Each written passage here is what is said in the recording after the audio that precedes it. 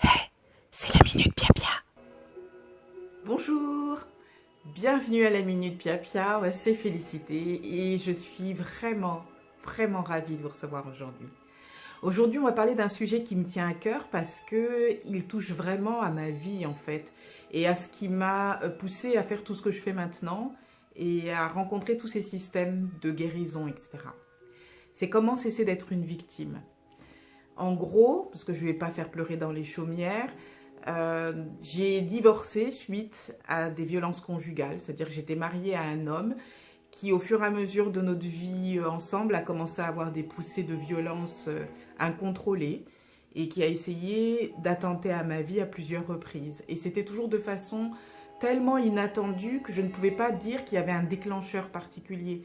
Il y a même une fois où je me suis réveillée en pleine nuit et dans mon sommeil, il était en train d'essayer de m'étrangler. Donc c'est pour vous dire, je ne pense pas avoir dit quelque chose de si grave que ça quand je dormais. Enfin, Maintenant, je rigole. Sur le coup, et c'est ça qui est intéressant, et c'est ce dont je veux parler, sur le coup, je n'ai même pas réalisé que c'était quelque chose de grave.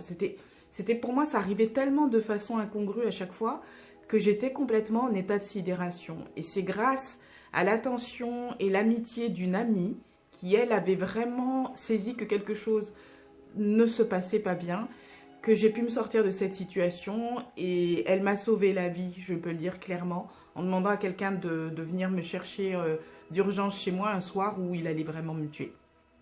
Et là, une fois de plus, je ne réagissais pas. Alors pendant des années, quand j'entendais des femmes parler d'être victimes de violences, etc., je ne parlais pas vraiment de mon témoignage, je ne disais rien. Parce que ces femmes-là vous racontaient qu'elles avaient eu les côtes cassées, qu'elles avaient eu un œil au beurre noir, qu'elles étaient allées à l'hôpital, au commissariat, etc. Et moi, je n'avais pas eu ça. J'ai eu une gifle une fois, au tout début de notre relation. Je me souviens que ma réaction, ça avait été juste... la gifle m'avait fait traverser la pièce. En fait, j'étais devant la porte, je me suis retrouvée complètement de l'autre côté, sur le mur. Et je sais que ma réaction, ça avait juste été « Waouh, comment j'ai pu voler au-dessus du lit jusqu'à travers... » Jusqu'à présent, d'ailleurs, je ne comprends toujours pas comment j'ai pu faire ça. Mais l'idée que ça puisse être quelque chose de violent et à laquelle il fallait mettre fin ne m'avait même pas effleuré sur le coup. Et puis, il a fallu peut-être 2 ou 3 ans avant que les violences réapparaissent. Donc, c'est pour vous dire comment ça peut être aussi un processus qui nous paraît indétectable.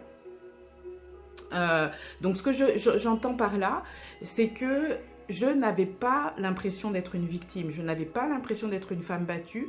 Et quand j'entendais les témoignages de toutes ces femmes-là, je ne voyais pas en quoi le mien pouvait correspondre à leur témoignage. J'avais même un peu honte.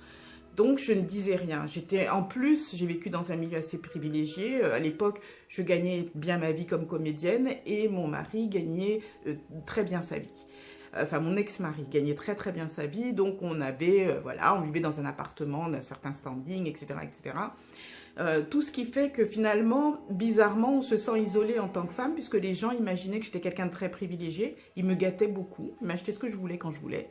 Et dans cette cage dorée, beaucoup de personnes avaient du mal à comprendre qu'il y avait une violence qui était sous-jacente, à part cette femme-là, à part cette amie qui, elle, avait saisi vraiment qu'il y avait une situation d'urgence, qui avait essayé de m'éveiller à ça, mais je ne m'en rendais pas compte.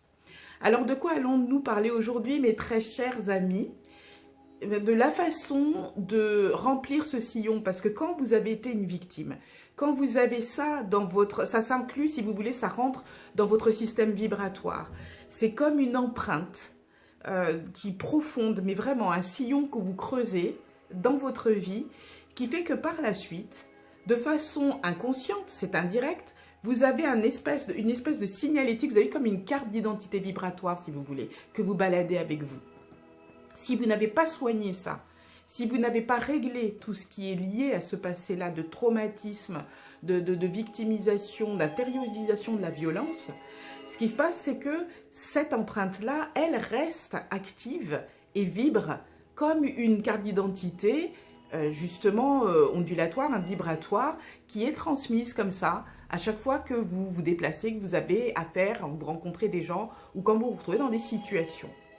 Et lorsque vous envoyez cette vibration, elle va entrer en résonance avec des personnes ou des situations qui vibrent à la même fréquence, on en a déjà parlé.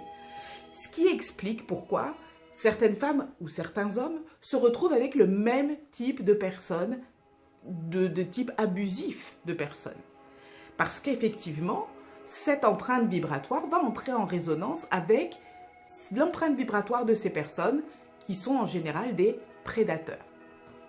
Alors, ce que je vous propose aujourd'hui, c'est justement de remplir ce sillon, c'est-à-dire finalement de faire en sorte que cette empreinte ait une vibration de plus en plus réduite, de façon à ce que vous puissiez la remplacer par quelque chose de beaucoup plus puissant, qui va masquer en quelque sorte, parce que lorsque vous avez vécu quelque chose, vous ne pouvez pas l'enlever totalement, mais ce que vous pouvez faire, c'est faire en sorte d'émettre une vibration qui soit beaucoup plus puissante, qui noie, si vous voulez, tous les autres récepteurs, de façon à ce que la vibration au départ de victime, ou la vibration de peur, ou la vibration du rappel d'enfance, que ça peut être aussi des violences qu'on a subies dans l'enfance, des violences d'abus, de toutes sortes, de la part de la famille, d'amis, voilà, vous voyez ce que je veux dire?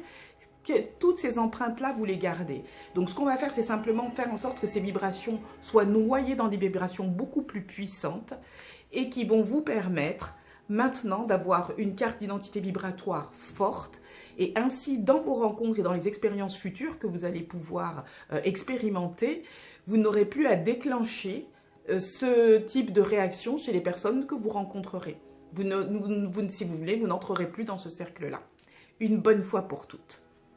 Alors, en quoi consiste cet exercice? C'est le travail, vous savez, avec la méthode d'Alma Mayer. Donc, nous allons appeler cette colonne vertébrale, vous vous rappelez, la zone de guérison. J'appelle mon centre de guérison, donc le centre de guérison.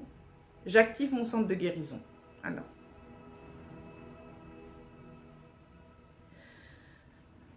Maintenant, je désintrigue mon ADN,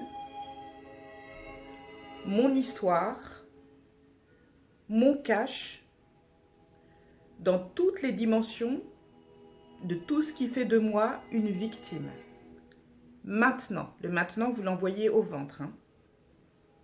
Je désintrigue l'histoire de toutes les femmes et hommes dans les deux branches de ma famille, jusqu'aux primordiaux, de tout ce qui a créé l'empreinte de la victime. Maintenant, je vous expliquerai pourquoi. Je désintrigue de toute trace, de tous les échos, de toutes les peurs, toutes les réactions, toutes les émotions, la fierté même, parce qu'il y a des fois une fierté bizarre à être une victime, de tout ce qui m'attache et qui fait écho dans celui-ci et dans toutes les autres à mon statut de victime. Maintenant, je désintrigue et efface la trace primordiale laissée par la première victime. Maintenant,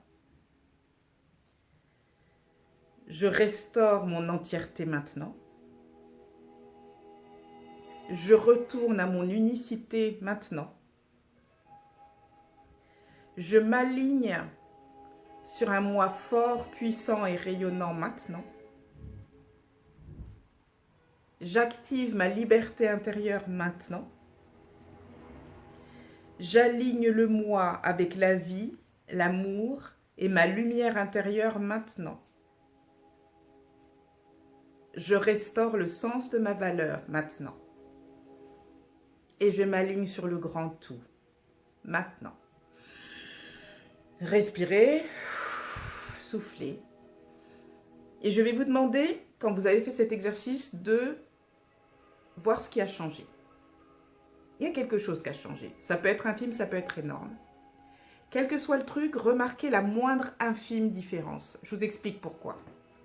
Quand vous allez remarquer cette différence, votre inconscient va enregistrer qu'à chaque fois que vous faites ça, il y a quelque chose qui se transforme. Et de plus en plus, votre sensibilité énergétique va être accrue. Vous allez être à même de repérer très vite les changements d'énergie, de plus en plus dans votre vie et autour de vous. Vous allez voir, ça va vous rendre très, très, très perspicace. La deuxième chose, c'est que ce que nous avons fait, nous avons en fait retiré les cartes d'en dessous du château de cartes. Ce qui fait que ce qu'on vient de faire va avoir des répercussions par ricochet sur vous, sur les générations autour de vous, même sur les gens de votre famille, sur l'histoire de votre... Ça va très très loin et ça va très en profondeur. C'est pour ça que je vous recommande de ne pas le faire pour tout de suite.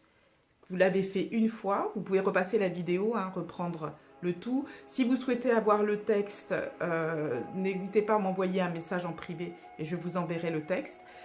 Vous reprenez le processus donc pas à pas et vous laissez au moins 3 semaines pour que toutes les couches, tous les niveaux qui ont été atteints puissent être transformés parce que ça va vraiment en profondeur. C'est un travail qu'on vient de faire sur le quantum et qui va travailler sur la cause primordiale. Parce que être une victime, ça fait partie de nous les êtres humains depuis l'histoire de ce monde.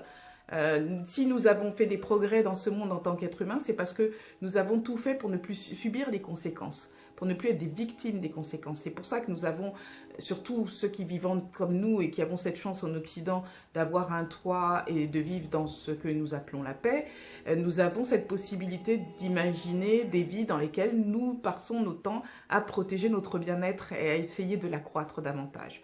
Donc ça, c'est une façon, si vous voulez, de parler au cerveau reptilien et de lui dire il n'y a plus de raison d'être une victime. Maintenant, je peux rayonner pour moi-même sans danger.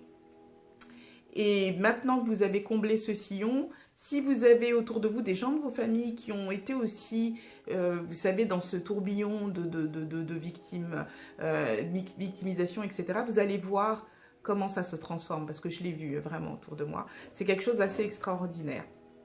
Voilà, je vraiment vous invite à utiliser ce protocole. Je vous en ferai faire d'autres de temps en temps. Alors, ça fait des minutes pia-pia un peu longues, mais ce sont des soins en profondeur. Une fois de plus, je vous rappelle que je ne suis pas un médecin, hein, ça n'est pas ma fonction.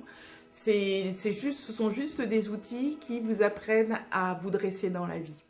Et de cette façon-là, à être une personne heureuse et libre. C'est ce que je vous souhaite, c'est ce que je me souhaite à moi aussi, c'est ce que je nous souhaite à tous. Voilà, la Minute Pia-Pia, c'est terminé pour aujourd'hui. J'étais vraiment contente d'être en votre compagnie, j'espère que ça vous a fait plaisir. Je vous souhaite le meilleur jusqu'à la prochaine fois et même au-delà de toute façon. À bientôt, one love.